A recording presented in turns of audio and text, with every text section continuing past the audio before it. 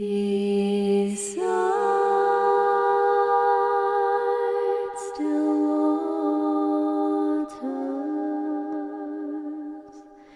beside still waters.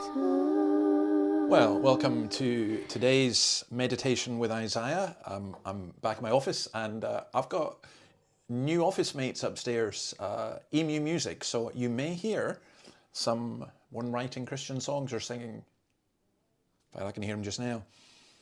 But we're on to, it's Wednesday, and we're on to Isaiah 55, and your line to remember is verse 5. Surely you will summon nations you know not, and nations you do not know will come running to you. And as we'll see, there's a question about the translation there. But I thought I would begin this off by, we're looking at this at a week when this is going on. So have a look at this. The World Economic Forum annual meeting, where the brightest minds, most powerful political figures, and global industry leaders all make the climb to Davos, Switzerland, a town nestled in the Swiss Alps, best known for its long ski trails and beautiful scenery. At an altitude of 5,118 feet, Davos is one of the highest towns in Europe, and for 1 week, it will also be one of the busiest. More than 2,000 attendees are expected to make the trip and take part in the forum's stacked agenda that includes discussions on climate change, economics, geopolitical frictions, and much more. The cost of this fight is not cheap, but caving to aggression is going to be more costly if we allow it to happen. It's the first in-person summit since before the COVID-19 pandemic, and it is an unusual one, set against a backdrop of war in Europe and economic uncertainty worldwide.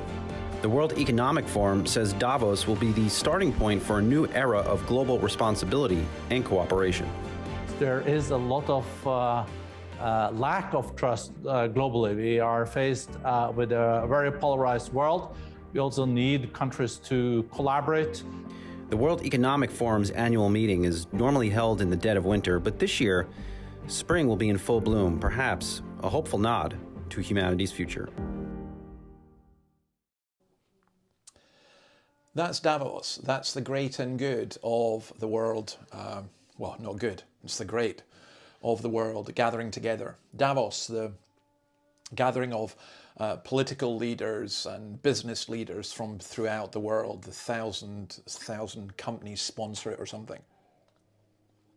And believe you me, you get invited to Davos, you go running. Your media, you get invited. You're a political leader, you go. You're a business leader, you go. It's a great thing to be able to go to Davos in Switzerland. Well, this verse is telling us about something else. It's telling us that Christ will summon nations you know not, and nations that do not know you will hasten to you. Now, I think this is because of the Lord. We'll look at that tomorrow. There's something about Christ that draws people. This is Zechariah 8, verse 22. And many peoples and powerful nations will come to Jerusalem to seek the Lord Almighty and to entreat him.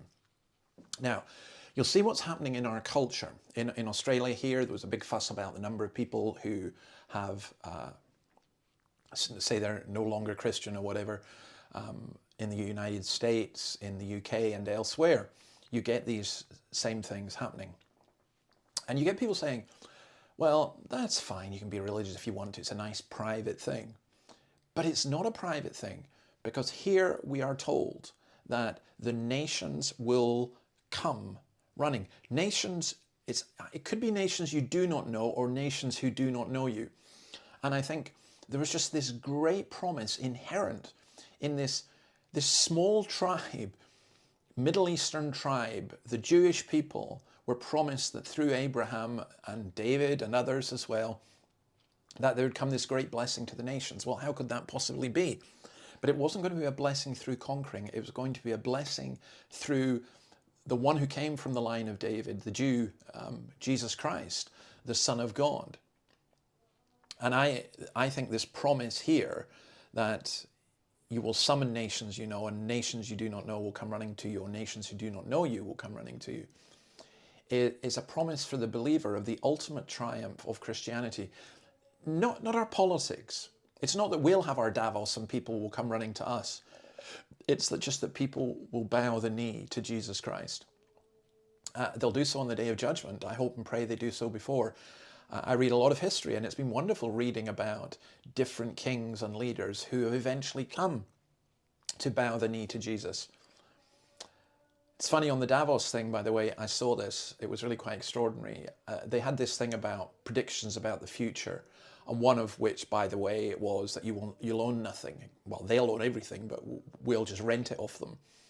But they were saying that it'll be more challenging for Western values. Well, what do they mean? What do they mean by Western values, and where do they think they come from?